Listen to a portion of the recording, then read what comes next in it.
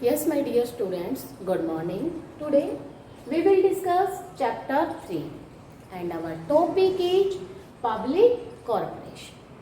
Yeah, statutory corporation. You know, public sector enterprises, ठीक है, there are three forms of business. First will be departmental undertaking, second will be public corporation and third will be government company. ठीक है, तो second हमारा जो आता है वो पब्लिक कॉरपोरेशन है. पब्लिक कॉरपोरेशन का meaning and features we have already discussed in our previous video. So today we will discuss its merits, demerits and suitability. First of all, our point है merits. It means in public corporation business what benefits we obtain. तो first merits आपकी आती है administrative autonomy. बेटा administrative का मतलब होता है कि ये अपने जो प्रशासनिक काम करता है, ऑफिशियल जो वर्क ये करता है, और ऑटोनॉमी का मतलब होता है फ्रीडम, कि पब्लिक कॉरपोरेशन को ऑफिशियल वर्क परफॉर्म करने में फुल फ्रीडम होती है. There is no interference of the government. Government इसके काम में किसी टाइप का कोई इंटरफेरेंस नहीं करती है. ये अपने हिसाब से डिसीजन लेता है, ये अपने हिसाब से ऑफिशियल वर्क परफॉर्म करता है, इसके अपने ऑन मेथड्स होते हैं. There is no interference of the government. ये इसकी मेरिट्स कहती है. But you know, public corporation का मैनेजमेंट बोर्ड ऑफ डायरेक्टर्स करता है एंड बोर्ड ऑफ डायरेक्टर्स के मेंबर्स कौन अपॉइंट करती है? गवर्नमेंट. जब गवर्नमेंट अपने मेंबर अपॉइंट करेगी तो क्या आप लोगों को ये बात लगती है कि ये गवर्नमेंट इंटरफेयर नहीं करेगी? गवर्नमेंट डिसीजंस अपने हिसाब से मतलब लेने में या फोर्स नहीं करेगी उन डायरेक्टर्स को? नहीं बेटा, ऐसा नहीं हो सकता. आप इसकी डीमेरिट्स पे आ जाओ. देखो, ऑटोनॉमी ऑन पेपर ओनली, कि जो फ्रीडम एक्ट के अकॉर्डिंग उसको मिली हुई है वो सिर्फ पेपर में ही लिखी हुई है. रियल में इस टाइप की कोई फ्रीडम पब्लिक कॉरपोरेशन को नहीं दी जाती है. ठीक है, मैंने कल भी आप लोगों को फीचर्स में बताया था कि पार्लियामेंट में जब एक्ट पास होता है तो एक्ट के अकॉर्डिंग तो पब्लिक कॉरपोरेशन को फुल फ्रीडम दी गई है डिसीजन लेने की, ऑफिशियल वर्क परफॉर्म करने की, एवरी टाइप ऑफ, ठीक है, फ्रीडम दी गई है. तो वो तो इसकी मेरिट्स में आगे जो एक्ट के अकॉर्डिंग इसको राइट दिया गया. बट रियल सिचुएशन में, ठीक है, the autonomy on only paper. It means in public corporation business there is no autonomy. ठीक है, the autonomy is right only on papers. In real situation the government is also interfere in every type of decision. Her type के decision में, हर काम में government का access interference रहता है इसमें. ठीक है, तो बेटा जो फ्रीडम एक्ट के थ्रू इसको मिली हुई है वो सिर्फ नाम के खातिर मिली हुई है. सिर्फ पेपरों में लिखा हुआ है कि इसको फुल फ्रीडम है, लेकिन रियलिटी में इसको कोई फ्रीडम नहीं है. गवर्नमेंट का एक्सेस, हाई ऑफिसर्स का एक्सेस इंटरफेयर होने की वजह से ये ऑल ओवर डिसीजन वैसे ही लेता है जैसे इसके ऑफिसर्स चाहते हैं, जैसा गवर्नमेंट चाहती है. ये अपने हिसाब से कोई भी वर्क परफॉर्म नहीं कर सकता. तो यहाँ ऑटोनॉमी सिर्फ पेपर में ही मेंशन होती है, रियलिटी में कोई ऑटोनॉमी नहीं होती है. ये रूल के अकॉर्डिंग इसकी मेरिट्स बन गई, एक रियल सिचुएशन के अकॉर्डिंग इसकी डीमेरिट्स बन गई. क्लियर? सेकेंड कहता है पब्लिक कॉरपोरेशन में क्विक डिसीजन होता है. क्विक का मतलब होता है पब्लिक कॉरपोरेशन जो है वो फास्ट डिसीजन लेता है. Because before taking any decision the public corporation have no need to take the discuss of any other person, या the public corporation have no need to take the discuss from government. ये अपने all over decision खुद लेता है, सो ये fast decision लेता है. और दूसरी बात ये कहते हैं इसमें रेड टैपिज्म नहीं होता, यहाँ पेपर फॉर्मेलिटी कम होती है, इसलिए ये डिसीजन क्या लेता है? फास्ट लेता है. देखो सीधी सी बात है, डिसीजन तब फास्ट लिया जाता है जब आपको किसी से डिस्कस करने की जरूरत नहीं होती. पब्लिक कॉरपोरेशन का अपना सेपरेट एग्जिस्टेंस है, ठीक है, अपनी सेपरेट आइडेंटिटी है, अपने नाम से सारी ट्रांजेक्शन करता है, तो ये डिसीजन भी अपने खुद लेता है. ठीक है, तो जब किसी से डिस्कस नहीं करेगा तो डिसीजन क्या लेगा? फास्ट लेगा. साथ ही पेपर फॉर्मेलिटी, रेड टैपिज्म भी इसमें बहुत कम होता है, सो डिसीजन क्विक लिए जाते हैं. Third, service motive. बेटा पब्लिक कॉरपोरेशन का मेन मोटिव क्या होता है? सोशल वेलफेयर करना, पब्लिक को सर्विस देना. इसलिए इसको पार्लियामेंट में इसकी अकाउंटेबिलिटी सेट कर दी जाती है कि इसको हर काम के लिए पार्लियामेंट में जवाब देना पड़ता है. अदरवाइज इसका मेन मोटिव प्रॉफिट अर्न करना नहीं है. इसका मेन मोटिव पब्लिक को ज़्यादा से ज़्यादा अच्छी क्वालिटी की सर्विस प्रोवाइड करना होता है. Efficient staff. ये तो पब्लिक कॉरपोरेशन का जो स्टाफ होता है वो काफी क्वालिफाइड स्टाफ होता है. बहुत इंटेलिजेंट और अच्छा स्किल रखने वाला स्टाफ होता है। ऐसा क्यों? क्योंकि पब्लिक कॉर्पोरेशन के का अपने स्टाफ को अपॉइंट करने की रिगार्डिंग में रूल्स रेगुलेशन अपने ऑन होते हैं, खुद के रूल्स रेगुलेशन होते हैं, और अपने खुद के रूल्स रेगुलेशन के अकॉर्डिंग वो एक अच्छे और इफिशिएंट एम्प्लॉय क्या करते हैं, हायर करते हैं। प्रॉपर उनका रिटन टेस्ट लेते हैं, प्रॉपर उनका इंटरव्यू लेते हैं, और प्रॉपर उनका डेमो वगैरह या कोई भी अदर एक्टिविटी है जैसे ग्रुप डिस्कशन है वो प्रॉपर कंडक्ट करवाते हैं। और जो सूटेबल कैंडिडेट होता है जॉब के लिए, जो भी सूटेबल कैंडिडेट है उसको वो जॉब के लिए ऑफर करते हैं। तो ऑब्वियस बात है ये आपने ऑन नॉर्म्स के अकॉर्डिंग एम्प्लॉय हायर करता है, तो बेटा अच्छे और क्वालिफाइड एम्प्लॉय क्या करेंगे, अपॉइंट करेंगे। अब आप लोगों ने देखा होगा, मान लो ये पब्लिक कॉर्पोरेशन है, ठीक है।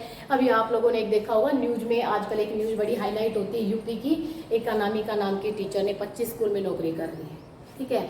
जबकि जो रियल अनामिका है वो तो कहीं जॉब ही नहीं कर रही है। उसने कहीं एक स्कूल में जॉब के लिए अप्लाई किया, उसके डॉक्यूमेंट्स को किसी ने मिसयूज किया और 25 स्कूलों में अप्लाई करके अलग अलग लोग जॉब कर रहे हैं, अलग अलग लोग सैलरी ले रहे हैं और उसके ही डॉक्यूमेंट्स को यूज करके। जबकि जो रियल अनामिका है वो तो कहीं जॉब ही नहीं कर रही। तो सोचो फ्रॉड कितने होते हैं, ठीक है।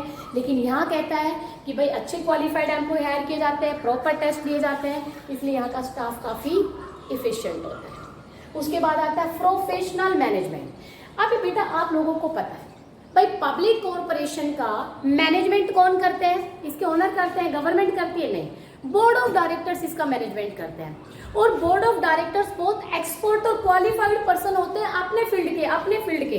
कुछ लोग तो लेबर एक्सपर्ट होते हैं, कुछ लोग लो एक्सपर्ट होते हैं और कुछ किसी दूसरे फील्ड के एक्सपर्ट होते हैं। सभी डायरेक्टर डिफरेंट फील्ड के एक्सपर्ट्स होते हैं और उन एक्सपर्ट्स को अपॉइंट किया जाता है पब्लिक कॉर्पोरेशन का मैनेजमेंट करने के लिए। इसलिए आप बहुत एफिशिएंट मैनेजमेंट होता है, प्रोफेशनल एक्सपर्ट्स इसमें मैनेजमेंट करते हैं, तो better and effective management public corporation में होता है। So students, these are the merits of public corporation. भाई फुल फ्रीडम अपना काम करने की एक्ट के अकॉर्डिंग दी गई है, फास्ट डिसीजन लेता है, किसी से डिस्कस नहीं करता, डायरेक्ट एपिजम नहीं है, ठीक है, और पेपर फॉर्मेलिटी भी नहीं है, मेन मोटिव सर्विस प्रोवाइड करना है। अच्छा स्टाफ होता है क्योंकि इसके अपने ऑन रूल्स एंड रेगुलेशन होते हैं अपने एम्प्लॉय को अपॉइंट करने के रिगार्डिंग, रेम्यूनरेशन देने के रिगार्डिंग में, और भाई प्रोफेशनल एक्सपर्ट्स के थ्रू इसका मैनेजमेंट कराया जाता है। Then students, our next topic, demerits of public corporation, कि पब्लिक कॉर्पोरेशन की क्या क्या डीमेरिट्स है। इट मीन्स कौन कौन से जो लॉसेज है या क्या क्या प्रॉब्लम हम पब्लिक कॉर्पोरेशन में फेस करते हैं। फर्स्ट आती है, ये तो मैंने ऑलरेडी आपको क्लियर ही कर दिया कि भाई एक्ट में तो लिखा हुआ है इसको फुल फ्रीडम है, लेकिन फ्रीडम सिर्फ पेपर में ही मेंशन है, रियल में इसको कोई फ्रीडम नहीं है। सेकेंड पॉइंट आता है बेटा lack of initiative. Lack of initiative का मतलब होता है कि भाई इसमें इनिशिएटिव की कमी है, यानी पब्लिक कॉर्पोरेशन के जो मेंबर्स होते हैं, जो बोर्ड ऑफ डायरेक्टर्स होते हैं, कहते तो वो कोई इनिशिएटिव नहीं लेते प्रॉफिट को इंक्रीज करने के लिए, ठीक है। वो कुछ नए आइडिया अपने माइंड में डेवलप नहीं करते, वो बिजनेस को एक्सपेंड करने के कुछ नए प्लान अपने माइंड में क्रिएट नहीं करते हैं, क्योंकि उनमें इनिशिएटिव की कमी है। क्यों? क्योंकि पब्लिक कॉर्पोरेशन का मेन मोटिव सर्विस प्रोवाइड करना है, पहली बात तो ये हो जाती है। दूसरी बात, यह एफर्ट्स और रिवार्ड में डायरेक्ट लिंक नहीं है। यहाँ ऐसा नहीं है if you do more effort then you earn more profit, if you do less efforts then you earn less profit. No, there is a no direct relation between the efforts and reward. ठीक है। एक बात बताओ भाई, अगर मैं ऐसी जगह जॉब कर रही हूँ जहाँ मेन मोटिव सर्विस प्रोवाइड करना होता है, तो सर्विस जहाँ, और मुझे पता है मेरे काम के बदले में मुझे फिक्स सैलरी मिलने वाली है, तो क्या मैं कुछ नई नई इनिशिएटिव लूंगी? क्या मैं अपने दिमाग में कुछ नए आइडिया डेवलप करूंगी बिजनेस को ग्रोथ करने के लिए? नहीं, पता है सर्विस मोटिव है, फिक्स सैलरी मिलनी है, कोई इंसान ज़्यादा नई नई आइडिया अपने माइंड में जनरेट ही नहीं करता है। और जब मैं अपने माइंड में नए आइडिया जनरेट नहीं करूंगी तो बेटा बिजनेस के ग्रोथ होने के चांसेस भी नहीं होते हैं। तो कहता है कि भाई पब्लिक कॉर्पोरेशन में जो इसके मेंबर्स हैं, जो बोर्ड ऑफ डायरेक्टर्स हैं, वो कुछ भी इनिशिएटिव डिसीजंस नहीं लेते, कुछ न्यू आइडिया अपने माइंड में जनरेट नहीं करते। इसके पीछे दो ही रीजन है, एक इसका मोटिव सर्विस प्रोवाइड करना है और दूसरा यहाँ एफर्ट्स और रिवार्ड में डायरेक्ट लिंक नहीं है। चाहे कितने भी एफर्ट्स करो तब भी आपको वही फिक्स जो आपका रेम्यूनरेशन है वही मिलेगा, जिसकी वजह से वो ज़्यादा इनिशिएटिव नहीं लेते। थर्ड आता है बेटा इसका स्ट्रक्चर बहुत ज़्यादा रिजिड होता है, यानी पब्लिक कॉर्पोरेशन का जो स्ट्रक्चर है जो एक्ट के थ्रू डिफाइन किया गया है, कहता उस पब्लिक कॉरपोरेशन का स्ट्रक्चर बहुत ज़्यादा रिजिड स्ट्रक्चर होता है, बहुत कॉम्प्लेक्स स्ट्रक्चर होता है, ठीक है, क्योंकि इसके पावर, इसके ऑब्जेक्टिव, इसकी लिमिटेशंस टोटल एक्ट के थ्रू डिसाइड की जाती है। If we want to change any power में, ऑब्जेक्टिव में या किसी चीज में भी अगर आपको चेंज करना चाहते हो तो पार्लियामेंट में एक लॉन्ग एंड कॉम्प्लिकेटेड प्रोसेस को क्रॉस करते हुए ही आप कुछ चेंज कर सकते हो, अदरवाइज आप कुछ भी चेंज नहीं कर सकते। सोचो कि मेरे हाथ में तो कुछ है ही नहीं, अगर मैं कुछ भी चेंज इसमें करना चाह रही हूँ, इसके राइट्स में कुछ चेंज करना चाहती हूँ, अपने ऑब्जेक्टिव में भी अगर मैं कुछ चेंज करना चाहती हूँ तो आई कांट चेंज। मुझे फिर पार्लियामेंट में एक लॉन्ग प्रोसेस, एक कॉम्प्लिकेटेड प्रोसेस होती है, उसको पूरा प्रॉपर क्या करना पड़ता है, स्टेप बाय स्टेप फुलफिल करना पड़ता है, देन मैं जाके अपने ऑब्जेक्टिव चेंज कर सकती हूँ। इसलिए कहते हैं कि पब्लिक कॉर्पोरेशन का जो स्ट्रक्चर है वो काफ़ी रिजिड स्ट्रक्चर होता है, ठीक है, कॉम्प्लेक्स वर्ड भी यूज कर सकते हो। उसके बाद कहता है बेटा अनफेयर प्रैक्टिसेज। अनफेयर का मतलब होता है इलीगल ट्रेडिंग भी कर लेता है। वैसे तो पब्लिक कॉर्पोरेशन का मेन मोटिव सर्विस प्रोवाइड करना है, ठीक है, लेकिन ज़्यादा इनिशिएटिव लेते नहीं है, क्यों, एफर्ट्स और रिवार्ड में ज़्यादा लिंक नहीं है, ठीक है, डायरेक्ट लिंक नहीं है, तो बेटा ये पब्लिक कॉर्पोरेशन फिर क्या फेस करेगा, लॉस।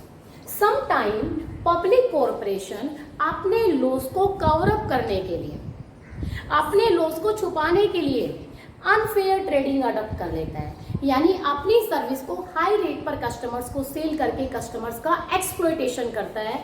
तो some time public corporation unfair practices भी अडॉप्ट करता है। मैं आपको एक छोटा सा एग्जांपल दे रही हूँ। मान लो पब्लिक कॉर्पोरेशन है, एसबीआई बैंक है, ठीक है, वैसे तो ये फ्रॉड जल्दी हाईलाइट हो जाता है, ऐसी कोई बात नहीं है। एसबीआई है, एफसीआई है, food corporation of India. Food corporation of India का मेन मोटिव सर्विस प्रोवाइड करना है। इसमें जितने भी मेंबर्स इसमें लगे हुए होते हैं वो सब सैलरी होल्डर पर्सन है, क्योंकि एक्ट के थ्रू इसको स्टैब्लिश किया गया, तो इसका अपना सेपरेट एग्जिस्टेंस है। काम करने वाले बंदे सभी सैलरी होल्डर है। अब सबको पता है कितना भी एफर्ट्स कर लो हमें तो सिर्फ क्या मिलेगी, सैलरी मिलेगी, इसलिए वो कोई भी ज़्यादा इनिशिएटिव डिसीजन नहीं लेते। तो बिजनेस की ग्रोथ करने के लिए वो कुछ भी ऐसा नया स्टेप नहीं उठाते। दूसरी बात, अब कहता है अगर मान लो इसके टॉप ऑफिशियल अथॉरिटी बहुत अच्छे से इफेक्टिवली काम नहीं कर रही और पब्लिक कॉर्पोरेशन लॉस फेस करता है, तो गवर्नमेंट कई बार तो फंड सैंक्शन करके लॉस को कवर अप कर लेती है, बट कई बार अगर लॉस ज़्यादा हो जाता है तो ये क्या करते हैं बेटा, अपनी सर्विस के रेट थोड़ा हाई कर देते हैं, यानी जनरल पब्लिक को हाई रेट पर सर्विस प्रोवाइड करना क्या कर देते हैं, स्टार्ट कर देते हैं। और जब जनरल पब्लिक को हाई रेट पर सर्विस ये प्रोवाइड करेंगे तो सोचो कि जनरल पब्लिक क्या सोचेगी कि भाई हो सकता है इसकी सर्विस के रेट इतने हाई हो गए हो, लेकिन इसने खुद अनफेयर प्रैक्टिसेज को अडॉप्ट किया, इलीगल प्रैक्टिसेज को अडॉप्ट किया, अपनी सर्विस को हाई रेट पर कस्टमर्स को अवेलेबल करा के। तो बेटा एक ये भी इसकी प्रॉब्लम है, और ये ज़्यादा दिन नहीं, थोड़े दिन के लिए अडॉप्ट करते हैं, उसके बाद फिर ये अपनी नॉर्मल सिचुएशन पे आ जाते हैं। So students, these are the demerits of public corporation. Autonomy सिर्फ पेपर में ही मेंशन होती है, रियल में गवर्नमेंट का इंटरफेरेंस ज़्यादा है, ठीक है, कोई इनिशिएटिव नहीं लेते क्योंकि एफर्ट्स और रिवार्ड में डायरेक्ट लिंक नहीं है, मेन मोटिव भी सर्विस है। स्ट्रक्चर बहुत ज़्यादा कॉम्प्लिकेटेड होता है, एक्ट के थ्रू डिफाइन होता है, एक्ट के थ्रू ही कुछ भी चेंज होता है, अपने आप से हम कुछ भी नहीं कर सकते। अनफेयर प्रैक्टिसेज भी सब कभी कभार अडॉप्ट कर लेते हैं, कई बार अपने लॉस को छुपाने के लिए अपनी सर्विस को हाई रेट पर प्रोवाइड करना भी शुरू कर देते हैं, कभी कभी, हमेशा नहीं। उसके बाद आता है बेटा हमारा नेक्स्ट टॉपिक, सूटेबिलिटी, कि पब्लिक कॉर्पोरेशन कहाँ कहाँ सूटेबल है। कहता फिर अंडरटेकिंग रिक्वायर मोनोपोली पावर, कहता पब्लिक कॉर्पोरेशन वहां सूटेबल है जहां बिजनेस को मोनोपोली पावर मिले, यानी टोटल पावर उसी फॉर्म ऑफ बिजनेस को मिले जो बिजनेस मोनोपोली क्रिएट करना चाह रहा है, वहां पर पब्लिक कॉर्पोरेशन का फॉर्म ऑफ बिजनेस सूटेबल है, ठीक है, चाहे एफसीआई है चाहे एसबीआई है। अगर कोई मोनोपोली क्रिएट करना चाह रहा है तो जनरली वहाँ एक्ट के थ्रू पब्लिक कॉर्पोरेशन अब पार्लियामेंट में पास करवा लेते हैं, पब्लिक कॉर्पोरेशन बिजनेस स्टैब्लिश कर लेते हैं। तो मोनोपोली जहाँ पर होती है वहाँ ये सूटेबल है। Where undertaking required special power defined by the act, जहाँ अंडरटेकिंग की पूरी, अंडरटेकिंग यहाँ वर्ड यूज हो रहा है बेटा बिजनेस के लिए, जहाँ पब्लिक कॉर्पोरेशन की या उस बिजनेस की सारी पावर और रिस्पॉन्सिबिलिटी या उसकी अथॉरिटी एक्ट के थ्रू ही डिफाइन की जाए, वहाँ पब्लिक कॉर्पोरेशन सूटेबल है। कहता फिर undertaking require regular grant from the government, जहां बिजनेस को रेगुलर गवर्नमेंट से ग्रांट मिलती रहे बिजनेस को रन अप करने के लिए। कहता है the undertaking require appropriate combination of public accountability and operational autonomy. कहता उस बिजनेस में इन दोनों चीजों का कॉम्बिनेशन होना चाहिए। एक तो पब्लिक अकाउंटेबिलिटी का मतलब हर चीज के लिए पार्लियामेंट में जवाब देना पड़े, दूसरा इसको फुल फ्रीडम होनी चाहिए अपने काम करने की।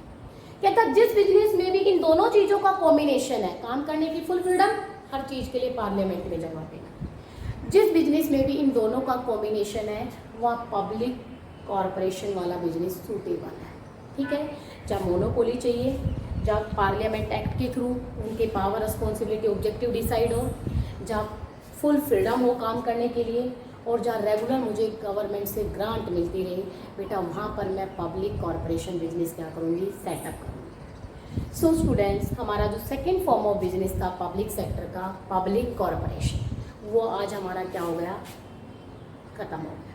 ठीक है, तो आप लोग दो मैंने फॉर्म ऑफ बिजनेस करा दिए, departmental undertaking and second will be public corporation. Meaning अच्छे से याद होना चाहिए कि पार्लियामेंट में एक स्पेशल एक्ट के थ्रू इसका एग्जिस्टेंस होता है, इसका अपना सेपरेट आइडेंटिटी होती है, इसके पावर ऑब्जेक्टिव एक्ट के थ्रू डिफाइन होते हैं। ठीक है, और जो भी एक बार डिफाइन हो गए उनको चेंज करना भी मेरे इंडिविजुअल की बस की बात नहीं, एक्ट के थ्रू ही क्या होता है, चेंज होता है।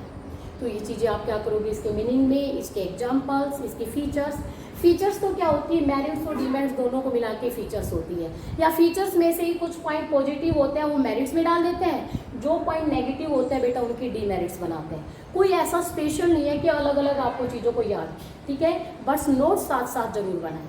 ठीक है, जिन बच्चों के पास बुक नहीं है प्लीज़ वो बच्चे, अब तो देखो लॉकडाउन भी ओपन हो चुका है और सब जगह बुक्स अवेलेबल है, वो बच्चा ज़रूर बुक परचेज करें। ठीक है, आप बुक से हेल्प ले सकते हो, फिर भी किसी बच्चे के पास बुक नहीं है वो ज़रूर मेरे पास मैसेज सेंड करें, मैं बुक से PDF बना के भी आप लोगों को सेंड करूँगी नोट्स बनाने के लिए। Okay students, thank you, have a nice day.